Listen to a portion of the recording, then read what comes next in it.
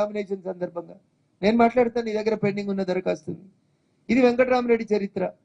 చంద్రశేఖరరావు పుట్టిన గడ్డ మీద ఇడికే మేము హరీష్ రావుని అరువు తెచ్చుకున్నాం. పక్క జిల్లాకి వెళ్ళి కరీంనగర్ జిల్లాకి వెళ్ళి 610 అమలు చేయాలని కొట్లాడే పార్టీ మెదక్ జిల్లాలో కేసీఆర్ పుట్టిన జిల్లాలో ఎవరు దొరకలేదని కరీంనగర్కి వెళ్ళి హరీష్ తెచ్చి ఆల్రెడీ రుద్దింది కదా మా జిల్లా మీద. ఇలా వెంకటరామరెడ్డిని ఎందుకు భరించాలని అడుగుతుంది మా జిల్లా. పోరాటాల గడ్డ, అందరికి అన్నం పెట్టిన మా మెతుకు సీమలో ఒక్క ఉద్యమకారుడు దొరకలేదా కేసీఆర్? 14 ఏళ్ల నీ ఉద్యమ సహచరులు, 10 ఏళ్ల నీ ప్రభుత్వ పాలన తర్వాత మెదక్కేళ్ళు ఒక్కడు టీఆర్ఎస్ పార్టీ గుర్తు మీద పోటీ చేసినందుకు దొరకలుక అరువు తెచ్చుకున్నటువంటి వ్యక్తి నాతో ఏడ పోటీ పడతాడు? నాకు ఆయనకి ఏం సంబంధం ఉంటుంది? ఆయన ఇంకో మాట చెప్తున్నాడు, 100 కోట్లు పెట్టి నేను స్కూల్ కడతా, వైద్య కళాశాలలు కడతా, ఏదో చేస్తా అని చెప్తా ఉన్నాడు. నేను మీ ద్వారా వెంకటరామరెడ్డిని మిస్టర్ హరీష్ అడగదలుచుకున్న ప్రశ్న, 2021లో మీ మామ కాలు మొక్కి రూపాయి ఖర్చు లేకుండా ఎమ్మెల్సీ అయ్యండి వెంకటరామరెడ్డి.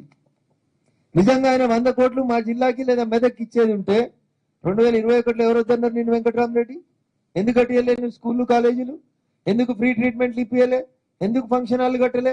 21 పోయింది, 22 పోయింది, 23 పోయింది, 24లో ఫస్ట్ క్వార్టర్ కూడా పోయింది కదా.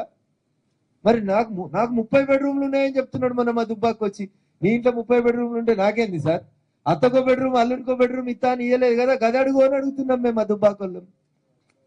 ఈయన వచ్చి మా దగ్గర పోటీ చేసేదా ముచ్చట చెప్తా అంటే 21లో ఎమ్మెల్సీ రూపాయి ఇయ్యలే, ఒకరిని పరామర్శించలే, ఒకరిని దవాఖాన ఉంటే పోయి పరామర్శించలే. 100 కోట్లు పెట్టేది ఉంటే ఈ 3 సంవత్సరాలుగా పెట్టాల్సింది కదా.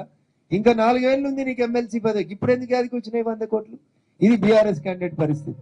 కాంగ్రెస్ పార్టీ క్యాండిడేట్ మా మెదక్ జిల్లాలో ఇందిరమ్మ రాజ్యం తెస్తామని చెప్పి రేవంత్ రెడ్డి గారి పాలనలో కాంగ్రెస్ పార్టీ కూడా క్యాండిడేట్ లేరు పాపం.